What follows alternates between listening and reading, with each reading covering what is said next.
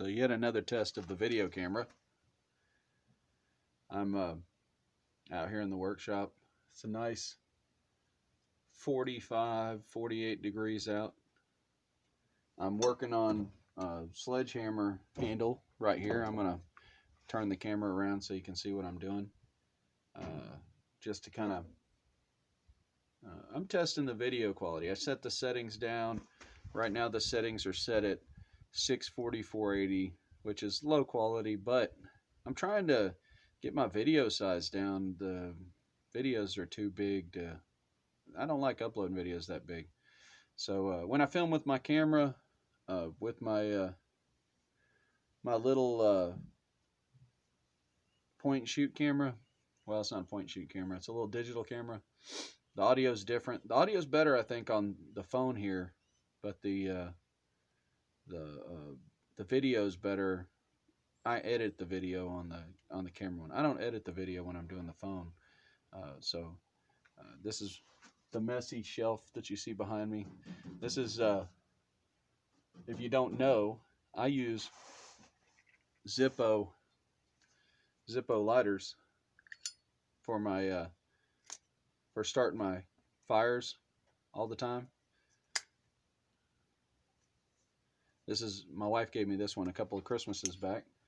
And Zippo lighter fluid is expensive. So when you buy a container of Zippo lighter fluid, what you're really getting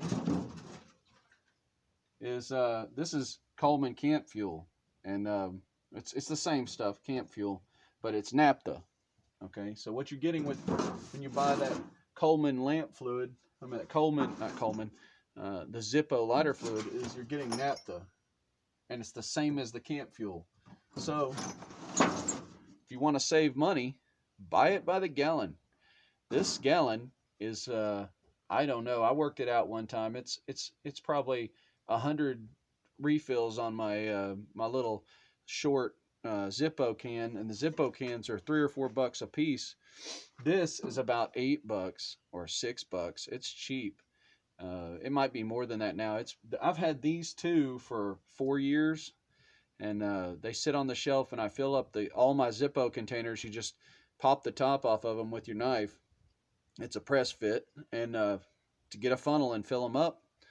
And I keep the Zippo containers around the little tins, and I also have some plastic ones of the other lighter fluid. But anyway, naphtha, the way to go. You can use gasoline, but gasoline smokes. This naphtha, it's just like, I think it is the same as Zippo lighter fluid. It doesn't smoke. It doesn't have a scent to it. It strikes real fast. It doesn't evaporate super quick. So, I mean, that's burning real clean. There's just heat coming off the top of it. But anyway, side note. So I'm going to show you a little bit of what I'm doing here. This is a hickory handle that I'm working on. I'm using two different Spokeshaves.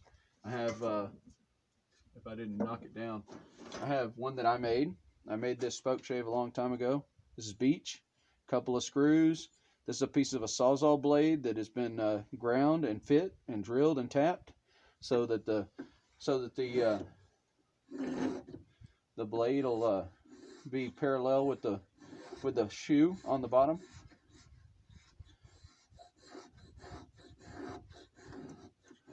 And you can see it makes curls. It's not sharp, real sharp right now. I've used it a bunch. But I have this. This is a number 51. Yeah, number 51 Spokeshave. And I did just sharpen it, so.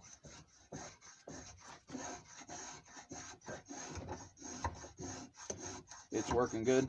I broke this sledgehammer. This is a friend of mine's sledgehammer, and it broke while I was using it. It had been sitting in the back of his truck for a long time, and they tend to rot right at the base of the head, where the head joins the handle. And so it broke while I was using it. So I was going to replace the handle, but I went and looked, and I don't have any spare sledgehammer handles laying around, so I just took the old handle, I cut it, and it's still good, and it's good hickory inside. There's nothing wrong with it. It's a little dry. It probably needs some linseed oil, which I may linseed oil it before I give it back to him. But I'm going to put the head back on it.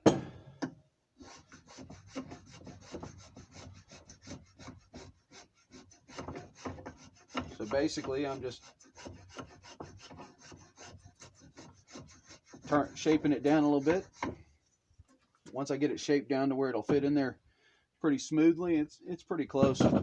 I'll slot it out for my wedge, and I'll drive my wedges in and everything.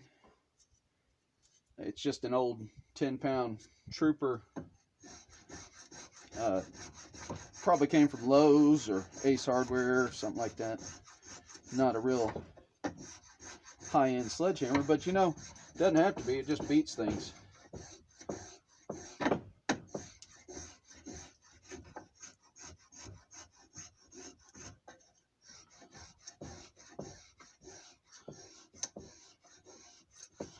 So I'm gonna pause this.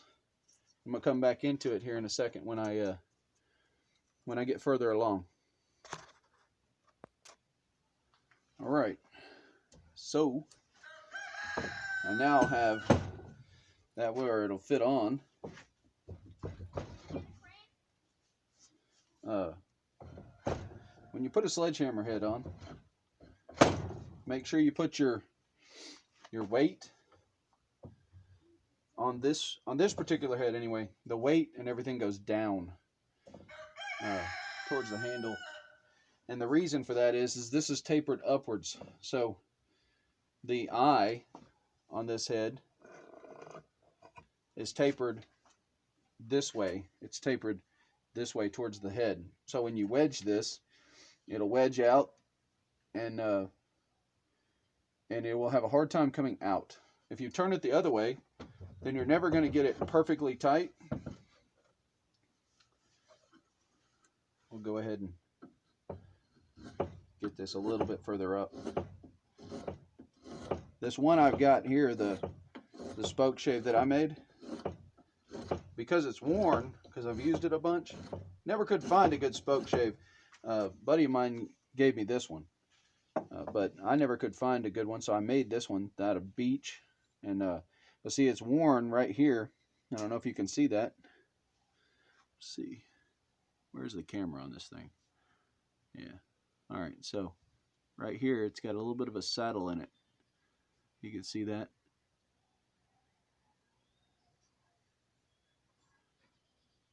So what it does is I can go in and out of curves real easy with this. So I can, whereas a traditional Spokeshave like this one, it's flat planed across there. See, it's flat across here.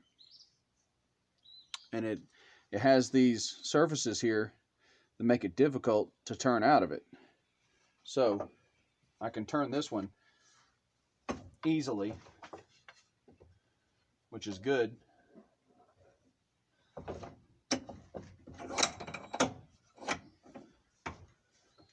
Because I can get in and out of these shoulders. See, I'm only cutting to here, cutting from here to here. I'm turning out of that shoulder. I'm just making it so that it doesn't get as good a finished cut on it as this one does.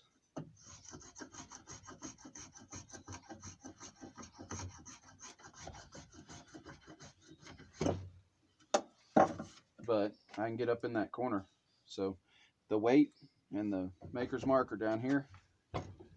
See, now I'm sitting about 3/8 proud, which is what I want to do. I want to be about 3/8 above the top. Now I'll saw this. Let me get a pencil.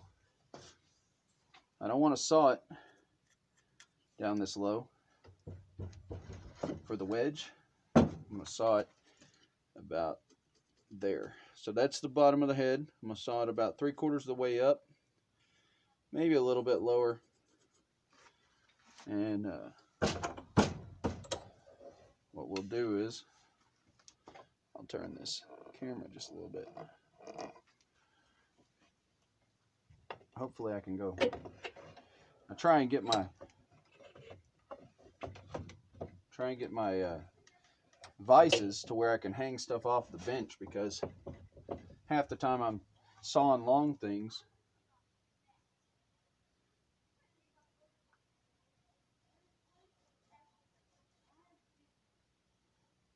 And I'm just going to do this with the hacksaw. The hacksaw I've got, it's got a, I can get down that far. I got a new blade. I have a wood saw, but it needs the teeth set because it binds when it gets so far.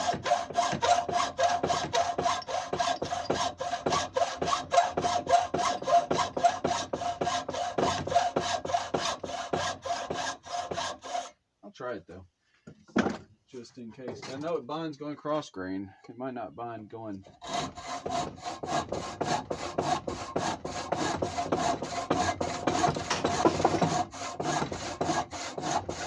Something fell off the shelf.